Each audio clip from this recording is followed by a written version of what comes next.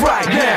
About to blaze now. Center stage now. Knuckle up and face down. Never faced before. We never not raw. Get it right, y'all. The live ordeal. Hey yo, center stage now. About to blaze now. Get it right now. Knuckle up and face down. Never faced before. We never not raw. Get it right, y'all. The live ordeal. Hey yo, old staccato. Blazing like. Yo, what up people, it's your boy the Live King coming at you with another video. And in this video I'm basically going to be talking about two things. The first one would be the defensive spacing in NBA Live 19 based on the Operation Sports article. It was in their What's Hot, What's Not article that they released. I just read it today. Basically they talked about the concern for the defensive spacing. And the second thing I'm going to bring up is, again, the ability to turn off auto motion or live motion in Live 19. That has been confirmed. So the last time you were able to turn it off was NBA Live 14 and 15. So I'm going to read out what they said in the article. They said, spacing on the defensive side of the ball is another area that looks like it could use refinement. Far too often you'll see help defenders come into the lane to meet the driving ball handler and then get stuck on each other when the ball gets kicked out to the wing or the corner. Rotations are also a touch slow, with the defender sometimes taking a step in the wrong direction before recovering and heading back to their man. The result is poor spacing in the middle, and I can see good users taking advantage of this versus the CPU. While I'm not saying it should look like the dreaded 5-out from 2K League fame, a bump in the defensive awareness AI could eliminate some of the issues with the spacing.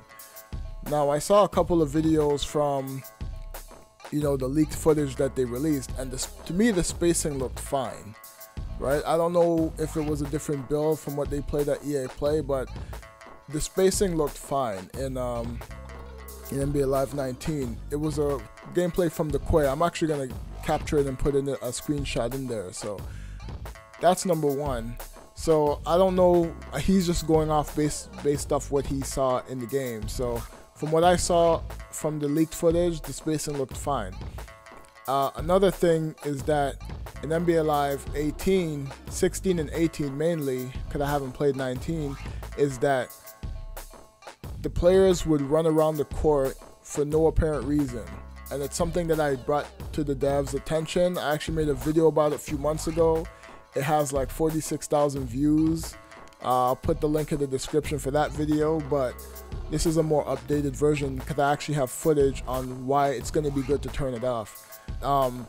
When players get stuck on each other, it's because of the other movement from the players that are not supposed to be moving. So your player could be going to do his thing on the play, but then the auto motion will kick in, causing more players to move.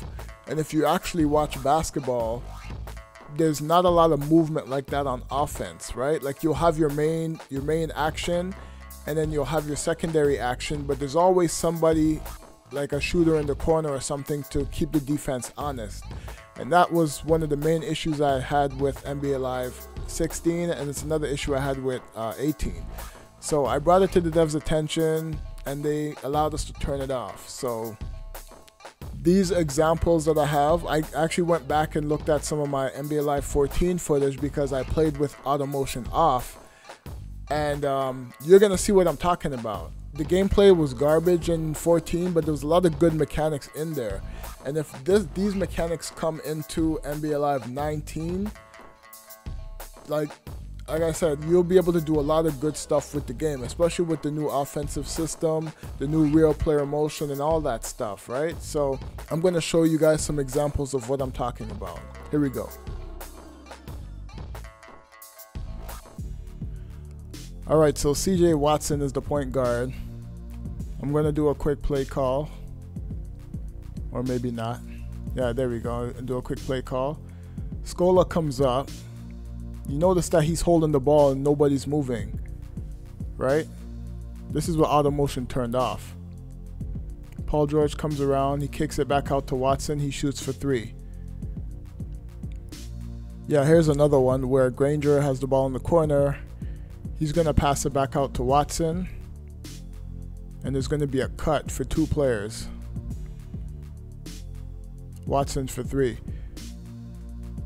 A lot of the movement that you'll see is just basically off of the play call, so there won't be any unnecessary movement.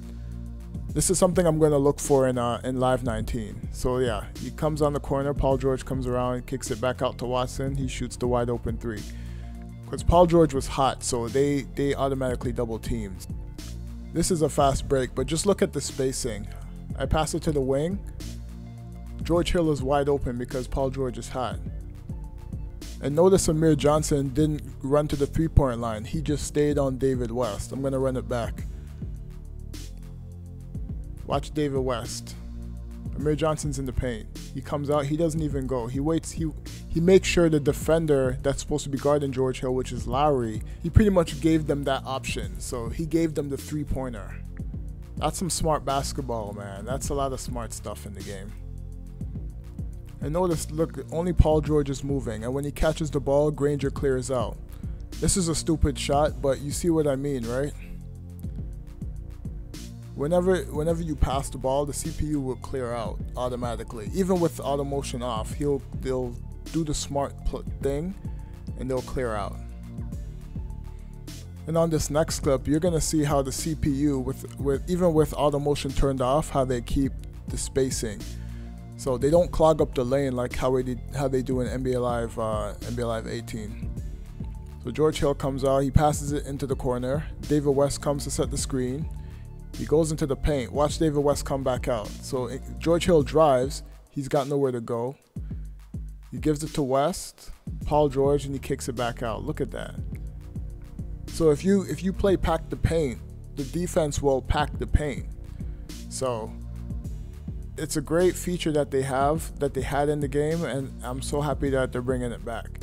Because you notice how David West went to the paint, and then he comes back out. So when George Hill drove, he wasn't there to block up the lane, and the defender knows David West has a jump shot, so he kind of gave David West some respect, but he also didn't give up the lane. So that's some smart defense in a bad basketball game. On this next clip, you'll see it's off an inbound. Roy Hibbert comes up, Paul George shoots the three. He knocks it down because shot clock was going down. So I like those quick hitters, man. Players don't really have to move around for no reason. There's the perfect pick. Bang! What a shot from Paul George. This guy. Game's going to be decided right here.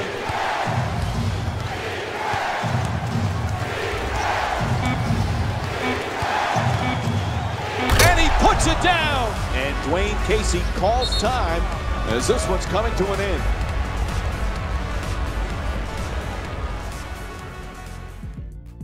You notice how I called the screen for David West and George Hill cleared out. It's all about spacing, man. See, Granger was going to come around the corner, but he saw George Hill move and he went back to his spot. There wasn't a lot of unnecessary movement in Live 14, so this is something I'm definitely going to be looking for in forward in NBA Live 19, just to see how it works out. Because if the real player motion is the way it is and the way it's advertised, it's going to be, like I said, you can probably do a lot of amazing things in the game. So I'm going to leave it at that. What do you guys think about NBA Live 19? What are your concerns? All that stuff. Hit me down in the comment box and like and subscribe, all that good stuff. And I'm going to catch you on the next one. All right? I'm out. Peace.